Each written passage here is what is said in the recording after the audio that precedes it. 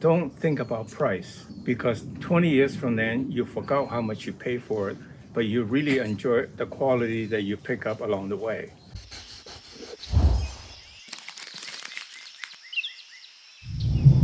Hi, I'm Miltonchang of Bonsaiheirloom. Today I wander off a little bit about bonsai into orchids, which because I think many of you like to have orchids in your home. And I learned a lot from doing the bonsai video, and I tell you what I learned that I've applied to the orchids that's working out really well. First of all, let me tell you a little bit about this orchid. This is called Phalaenopsis. Most of the Phalaenopsis today came from grown in Formosa. What they do is that they started these into small plants, no flower, no spike. They ship them to the US, and then the greenhouse nursery grow them and sell them in 2 or 3 months when they spike out and grow nicely. That to simplify shipping, it's impossible to ship with the flower spikes. And it's interesting that business development story behind this. About 30 years ago, or thereabouts, someone in Taiwan, maybe the trade association, negotiated a deal with shipping company like airlines to ship them in bulk by weight pricing.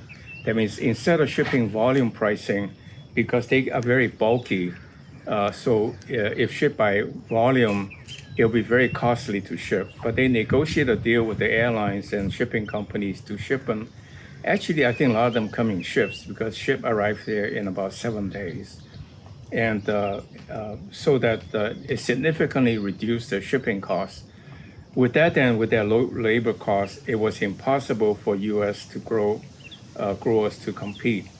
I remember in the good old days, let's say 30 years ago, if I want an orchid of this quality, I'd probably pay $100 for a little tree, little plant. But today I can go to the Costco or a nursery to buy one for $15. And so what I've done for years now is to buy these orchids and grow them for 6 months and then throw them away when they're finished, because it's so cheap to buy. I figure I couldn't be able to grow them the same quality that I can buy, because I have a greenhouse, but it's not heated or it's a mist. But last year, about Christmas time, I decided to save this tree because I like the flowers so much that I see what happens to this small orchid with 2 spikes actually. And so 2 of the spikes continue to send out flowers, and a new spike came out. The belief is that they call it the virgin Phalaenopsis. The first year they bloom, they will send out 2 spikes, but subsequently they only send out 1 spike. This turns out to be true. And what I did is, when I have buy a orchid, I put them in a pot without holes. And they usually come in a small container stuffed full with moss. So what I do is I would soak the moss for half an hour and then dump out the water, and do that once every week or once every other week to keep the moss moist. Orchid is actually very easy to keep alive. You give it a basic amount of light, no sunlight, no bright sunlight. The roots are almost, and the leaves are almost succulent. They store water, so they don't dry out that easily. And then at the end of the season, then I took it out and planted in a bigger pot. And in this case, I used some of the old moss to mix with the regular orchid chips and stuff and plant it down. And this is what happened 6 months from Christmas time. I have all these beautiful orchids. And so my point is that really you can grow orchids using the principle I've been teaching you about, or talking about, on how to grow in bonsai, is to never worry about overwatering. You don't want to sit the orchid to sit in water. Sitting in water a day or 2 a week is okay, but let it, don't sit in water all the time, and keep the moss moist, and they will bloom again beautifully for you again. So for $15 or so, I really have orchid for 9 months out of a year. The first time it will bloom, for 6 months, or at least 4 to 6 months, and then 4 to 6 months later it will bloom for another 4 to 6 months. So it's really wonderful. I think this is probably the most durable orchids of any kind. Cattleya is beautiful for corsage, but they don't last for 2 weeks. So, by the way, look at this pot. It's not a fine pot in a sense, not a fine antique. People have an idea antiques are very rough, coarse looking. It's not true because labor is cheap in China in the good old days. So therefore, actually, fine antique are very refined. So this is not a extravagant antique, but nonetheless, I picked up this one about 50 years ago, or maybe 35 years ago, in an auction in Paris. Paris have at that time, the district that's for antiques, they have a daily auction. They sell antiques, and I was able to pick up some really wonderful antiques because during the occupation, the French marched through Peking and took all kinds of good stuff with them. So anyway, this pot, I had it for maybe 30, 40 years, and it's very pleasant for putting an orchid in it.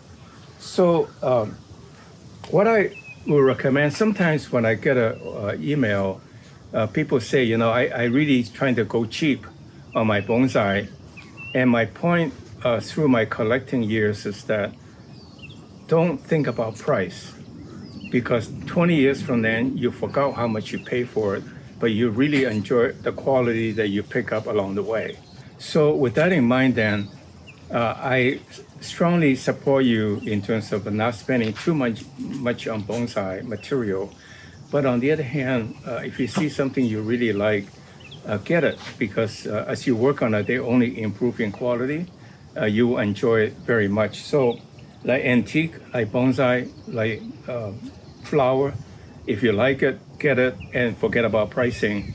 The differences are really minor in the big scale of things.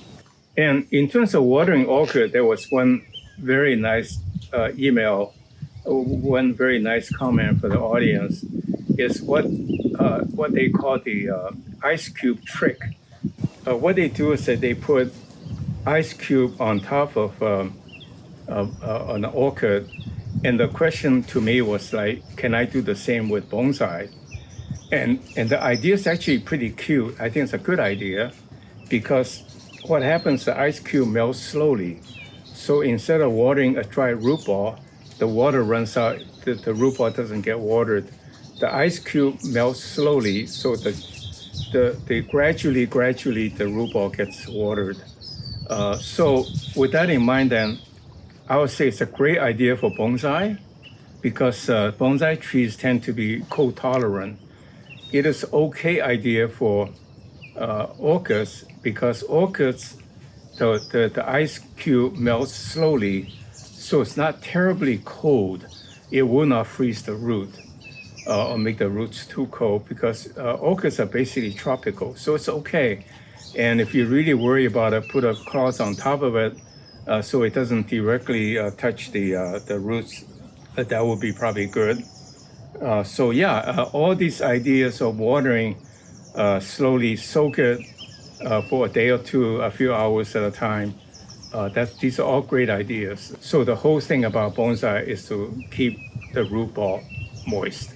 With that in mind, then I sort of wander off the bonsai subject, but I think you enjoy and you can benefit from this video. Enjoy your orchid, enjoy your bonsai. So thank you very much for watching. Please click like to encourage me and see you next week.